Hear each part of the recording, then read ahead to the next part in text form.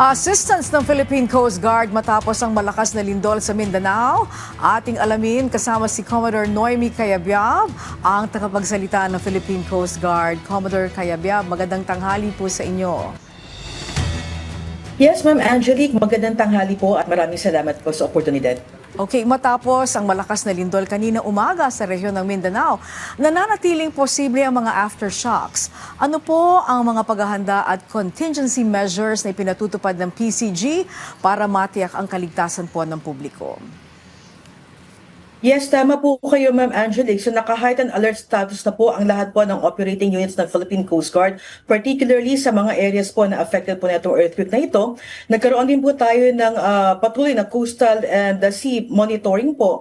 At again, sa tinaas po na tsunami alert po kanina, tayo po ay nagsagawa na rin ng mga information dissemination, particularly po sa ating po mga mangingisda at mga coastal residences po, na kung maaari, iwasan po muna talaga maglayag at mag-engage into any water activity ngayon po dahil po sa ito nakaambang panganib in case na magkakaroon po tayo ng tsunami.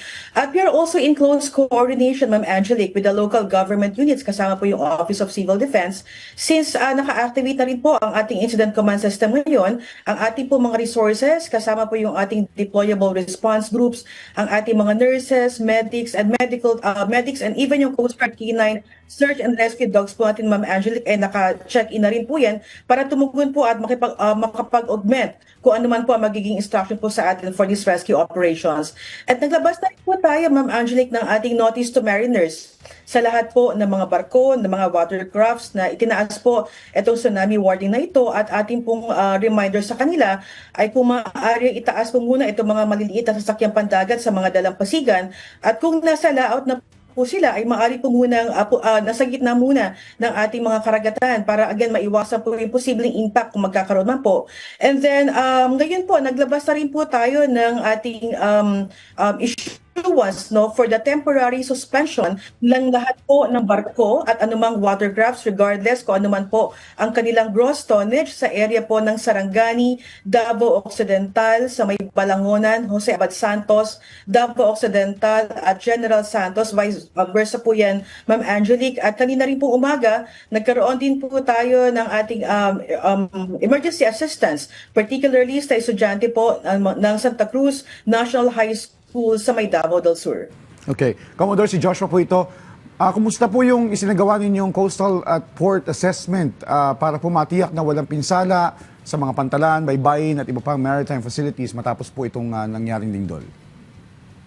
Well, based po dun sa ating monitoring kanina, particularly po yan sa may Barangay Tumbler, sa may Jansan, sa may Maasim, although hindi po ganun kasignificant yung paggalaw po ng ating karagatan dyan. But again, ang nabanggit ko po kanina is really to remind at itong ating mga coastal residences po na umiwas po muna sa kanilang paglalayag. At again, patuloy naman po ang isinasagawa rin po nating damage assessment kasama po ang iba't ibang ahensya, particularly po sa ating po mga pantalan.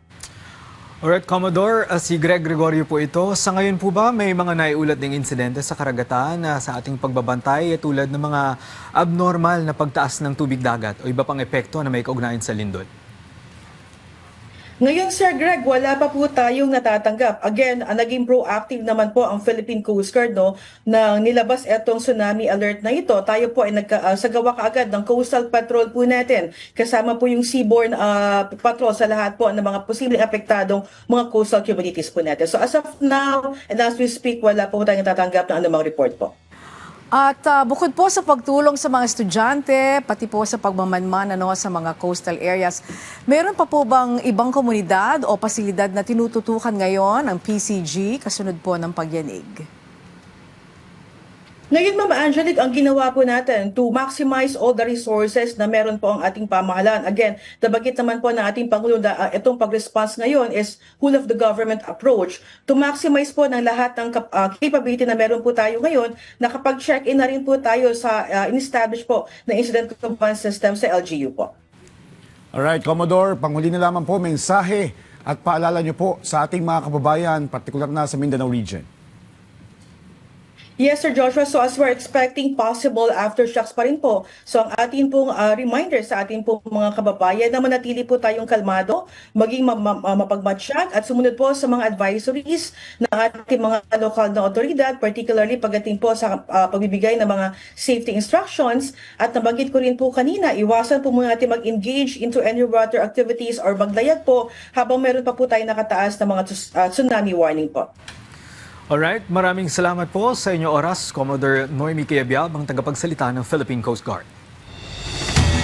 Yes, maraming salamat at magandang tanghali po.